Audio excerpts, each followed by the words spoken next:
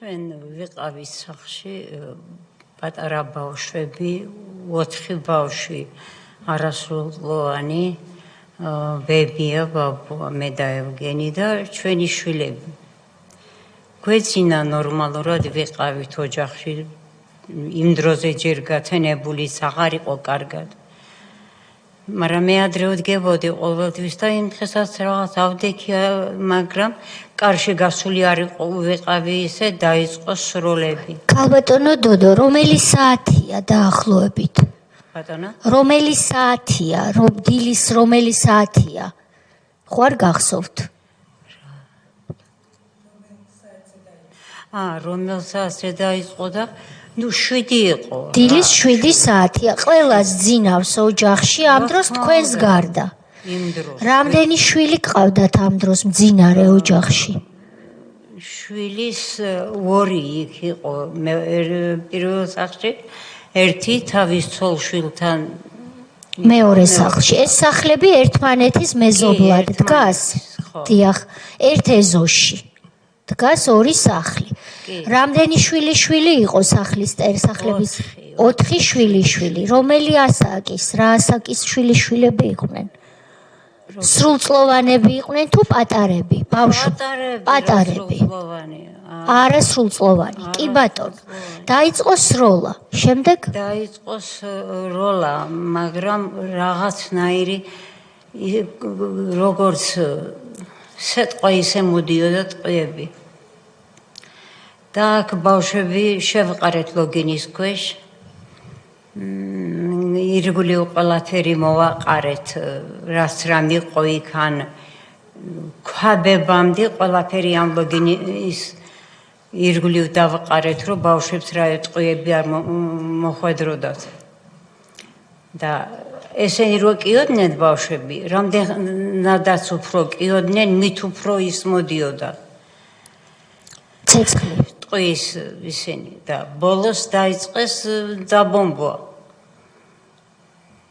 იმ სახლის, სადაც ბავშვები იყო, მაგრამ ის ქელი კედლები არ იმასქნეს ისე რა და შიგნით ლოგინებთან უკვე ტყვიები მოდიოდა მარტო და ის სადაც ბავშვები იწვნენ, იმ ლოგინის ლეიბი დაცხრილული იყო. საერთოდ არავის არ მოერიდნენ არც დიდს, არც პატარას, არც ქალს, არც კაცს, სულ ერთია იყო იმათთვის. ის მოხდებოდა. თქვენ ამ დროს რომ ბავშვები შეყარეთ ლოგინის ქვეშ, სად იყავით თქვენ? იქვე ბავშვებთან ერთად იყავით? ბავშვები ყველა რო შევყარეთ, მე შევედი, ბავშვებს ვამშვიდებდი. ლოგინის ქვეშ, მაგრამ ჩემი რძალიც ერთ ლოგინის ქვეშ ვიყავით ყველა. ერთი ლოგინის ქვეშ იყავით გიოს გარდა. გიო უკვე ეს გოჩას გადაყვანილი ყავდა სხვა იმაში. მეზობლები. თქვენს ვაჟს, კი ბატონო. რომელიც ბიძებთან იწვევდა ბაბუასთან. გასაგებია. რამდენი შვილი გყავდათ თქვენთან ერთად ლოგინის ქვეშ? არეთ ნივთებთან ერთად ბავშვებს და გიორგი, რომელიც აგბრძანდება, უკვე ბიძამ გაარიდა და მეორე სახლში თუ მეზობელთან გადაიყვანა. მეზობელთან თითქოს და გადაისროლა. გადაისროლა.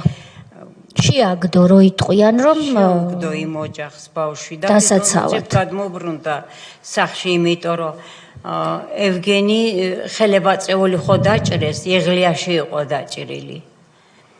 და ეს შეიყვანეს მერე გოჩამ და ომეხიმ თავის შვილებმა და დააწვინეს იმაზე დივანზე.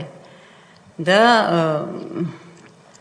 თვითონ მაშინვე უკვე შევარდნენ, ეს ორივე ესენი დაიჭირეს, ომეხი შებორკეს, ისე გამოიყვანეს, გოჩა გამოიყვანეს და იქ გზაში დააგდეს, შტიკნოზით დასერეს, გოჩას ტყვი არ მოხვედრია, გოჩა დასერეს, თანით დასერეს შტიკნოზით. და მკვდარი ეგონათ უკვე იმას გადაფარებული ქონდა ზემოდან ადიელა, რომ მკვდარი ეგონათ. და ეს ომეხი ხელფეხშევორკილი გაათრიეს პირდაპირ ქუჩაში ამ ტალახში და იქ დახვრიტეს. ისე დახვრიტეს, რომ საერთოდ გადაჭრილი იყო შუაზე ნატყვიარით. როცა ხელფეხში ბორკილი მიაწევდნენ, მაშინ მოხვედრილი ჰქონდათ ტყვია თუ ის საერთოდ არ ჰქონდა არც ერთი ტყვია? არა. ანუ ისე დააპატიმრეს, რომ დაჭრილი გოჩა საერთოდ ნატყვიარი არ ჰქონდა, გოჩა დაჭრილი. ომეხიზე, გოჩა კი, გოჩა. ომეხიზე? ომეხი იყო. ომეხი დაჭრილი იყო, როცა დახვრიტეს?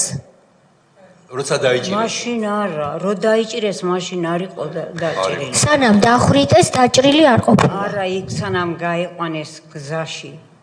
არ იყო დაჭრილი. არა, მაშინ ხო ძალიან დიდი ტალახები და ის იყო გაზაფხულზე იყო და იქ დააგდეს იმაში და იქ დაუწყეს სროლა, იქ მოკლეს გზაში და მე ეს ბეჭედს რო ვერ აძრობდნენ, წააჭრეს თითი.